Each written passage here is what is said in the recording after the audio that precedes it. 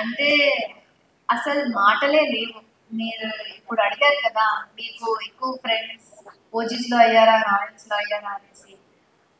అన్నిటికన్నా ఎక్కువగా ఒక ఫ్రెండ్షిప్ ఫ్రెండ్షిప్ అంటే కూడా ఓకే అండి, కానీ అక్కడ యానివర్సరీ ఉంది.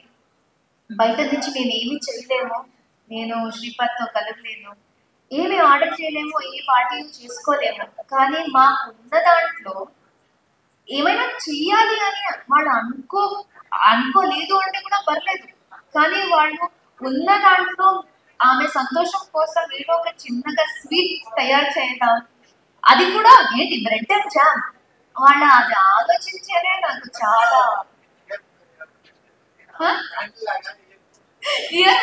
ఇయర్ పట్టి తీసి దానికి నెయిల్ పాలిష్ అంటించి క్యాండిల్ లాగా పెట్టారు. అసలు వాళ్ళు నా కోసం ఇంత చేస్తున్నారా అంటే అది నేను మాటల్లో చెప్పలేను.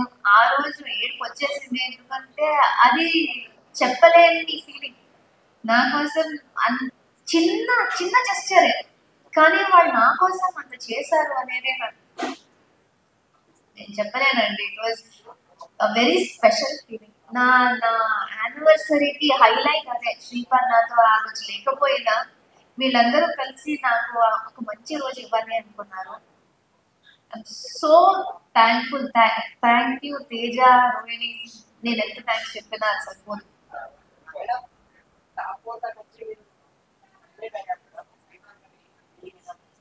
ఆయన సూపర్ క్రౌడ్ ఉన్నారు. అబ్బా, అంటే నా వయసు కన్నా ఎవరు ఎక్కువ లేరు అనే ఫీలింగ్ లో ఉన్నారు. టాప్ వన్ ఆయన ప్రకారం నేను టాప్ వన్.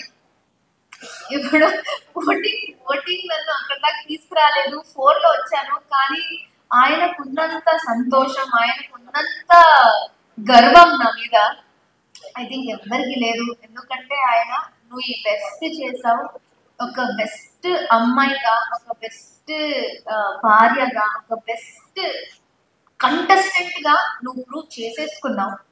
అక్కడ విన్ అయ్యేది మీ చేతుల్లో లేదు, మా చేతుల్లో లేదు. మేము ఓట్ చేయగలిగేది మేము చేసాం, మేము సపోర్ట్ చేయగలిగేది మేము చేసాం, నువ్వు ఆడేది నువ్వు చేసావు, ఇంకా ఇంకా ఏం చేయగలను. సో ఆయన కూడా ఒకటి నన్ను అడిగారు, ఒక ఆడపిల్లగా ఎంత చెయ్యొచ్చో నువ్వు చేసేసావు, ఇంకా నువ్వు ఏం చేస్తే నువ్వు విన్నర్ అయ్యేదాన్ని, నువ్వు అంతా చేసేసావు.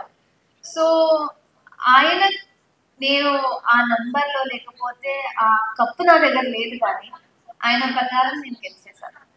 So very happy.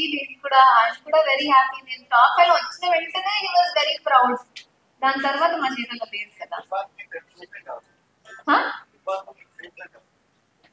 Big boss లో 1% నబీల్.